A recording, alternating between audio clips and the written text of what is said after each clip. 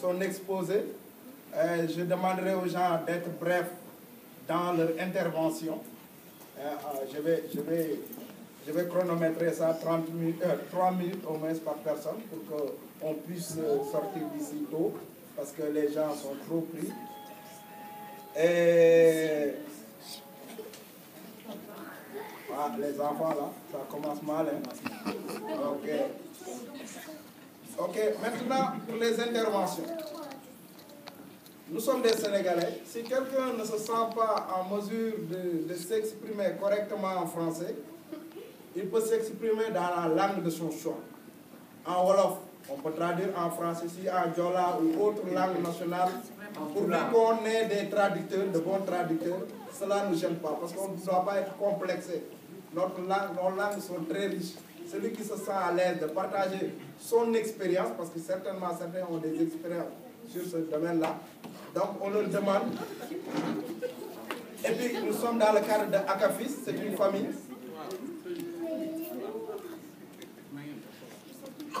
Donc nous sommes dans le cadre d'une famille.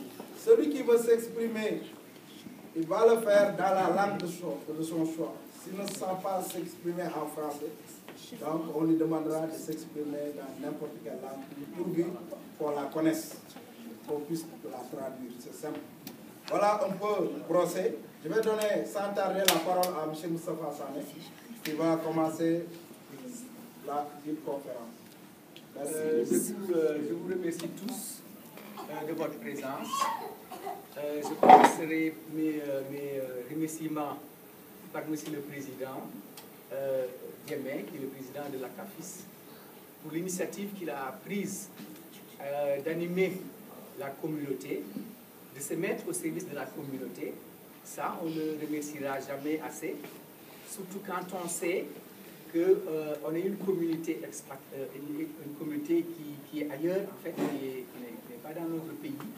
Donc, le besoin pour nous de raffiner nos solidarités. Je remercierai également les invités, Hassan Badji ici présent, qui représente Casa Espoir.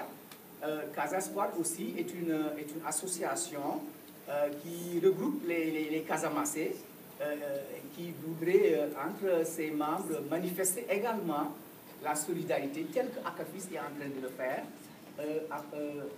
en mettant l'accent sur les préoccupations qui concernent la Casamance.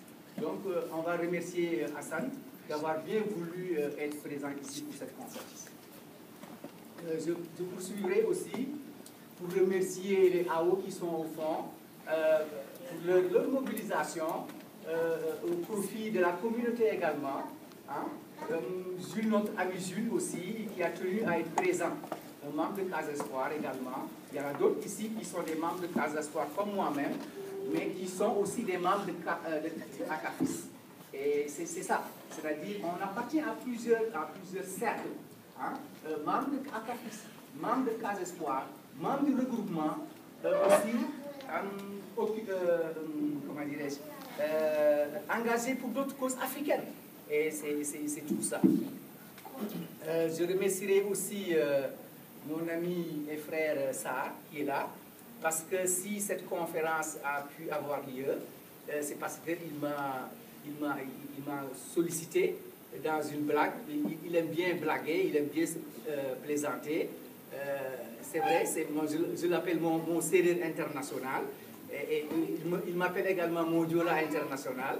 Et donc, c'est au travers d'une discussion qu'il m'a dit, Moustapha, on voudrait que vous les enseignants, vous êtes assez nombreux ici, est-ce que ça t'intéresserait, est-ce que ça vous intéresserait de faire une conférence sur l'intimidation? Je lui dis oui, mais ça, nous, c'est notre travail. On le fait ailleurs, au niveau de la commission scolaire. On le fait tout le temps.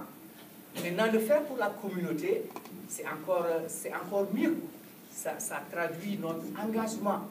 Et c'est aussi un exemple pour les jeunes, pour dire que c'est vrai, on peut être engagé ailleurs, mais le faire pour la communauté aussi, ça fait partie de ce qu'on devrait faire. Donc, moi, je remercie aussi l'assistance, les jeunes qui sont devant moi, qui vont aussi, par votre présence, par votre présence, vous aurez beaucoup à apprendre. Et à nous enrichir aussi. Ça va dans les deux sens.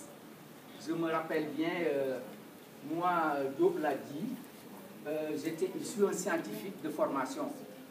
Mais très tôt, j'ai été intéressé par les sciences sociales. Ça, je le dois à mon grand frère.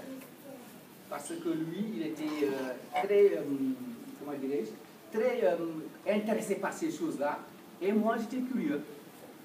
Chaque fois au début, quand il allait dans les rencontres, comment dirais-je, de sciences sociales, j'y allais, comme vous aujourd'hui.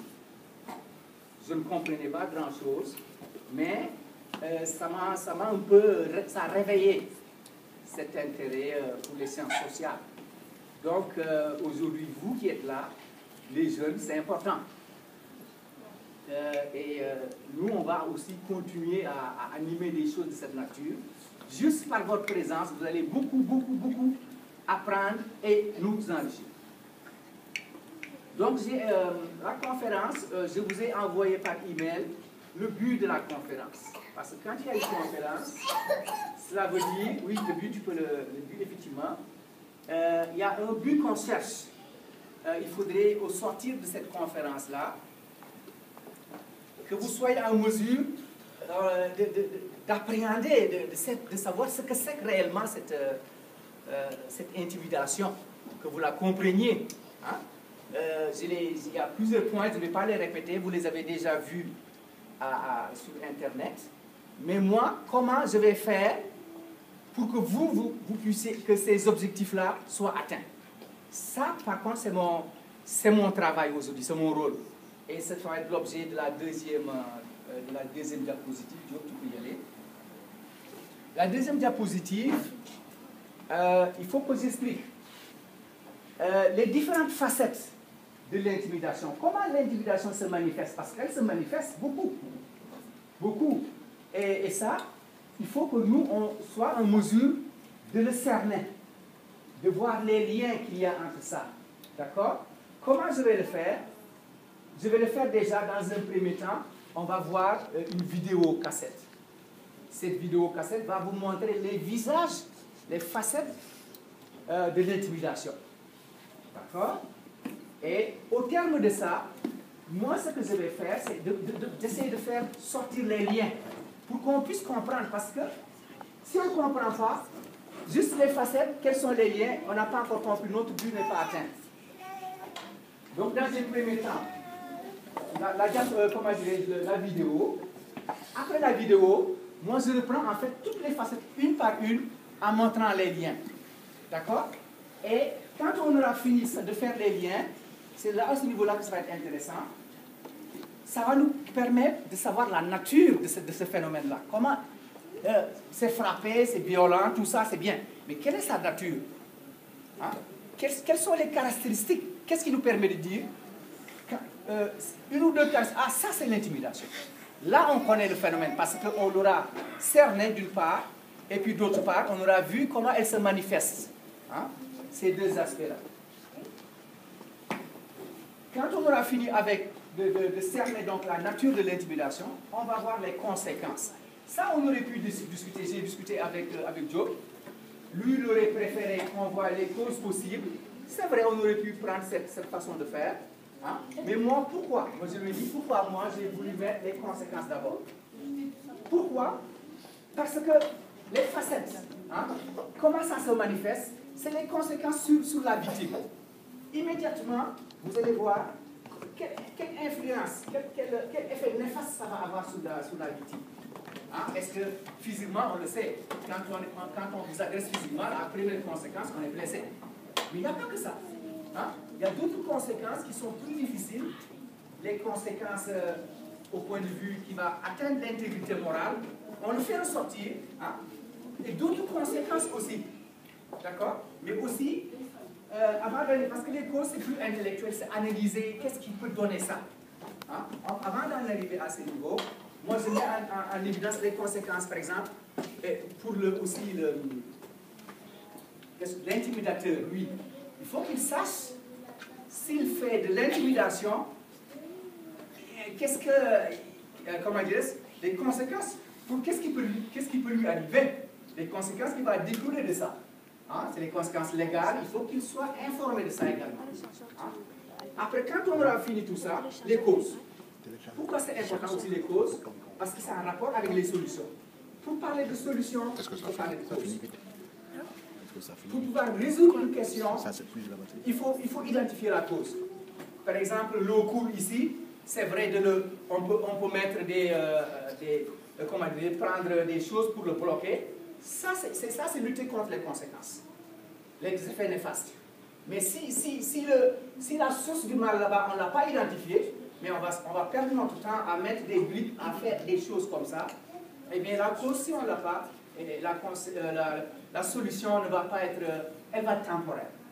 Vous voyez, c'est comme ça qu'on va faire. Voilà. Donc les différentes facettes, on va lancer le film qui va durer 10 minutes à peu près. Voilà. Je l'avais dit, ouais, vas-y, tu peux descendre. Ouais. Il était dans le... Voilà, si tu fais... Voilà. Il était en principe...